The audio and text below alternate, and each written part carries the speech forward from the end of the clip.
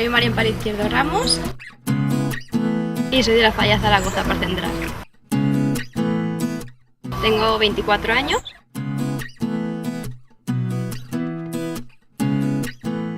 Es una vacación de pequeña. Yo jugaba con mis hermanas en casa. Las cogía, las sentaba en el sofá, abríamos el libro y hacíamos ejercicios. Con los extranjeros es difícil que te entiendan, porque no saben nada, tú no puedes utilizar otro idioma que no sea el español, entonces tienes que gesticular mucho, hacer mucho el payaso, divertirlos mucho. Es interesante.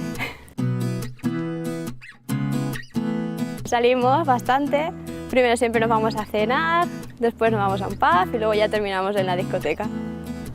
Tolerante sí, muy comprensiva.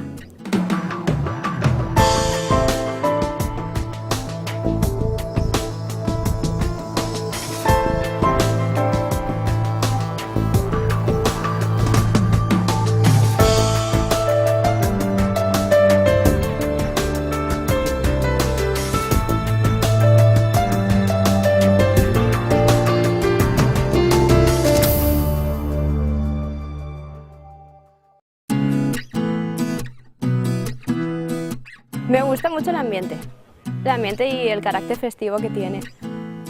Creo que no nos falta ninguna fiesta. No es una ciudad dormitorio, puedes hacer muchísimas cosas, es encontrarlas. Yo de mí destaco la alegría y mi lado optimista, todo lo malo tiene algo siempre, algo positivo. Y lo malo que soy la chica de mañana. Mañana lo hago, a última hora lo hago. Luego vienen las correprisas, pero bueno, siempre sale. Al final siempre.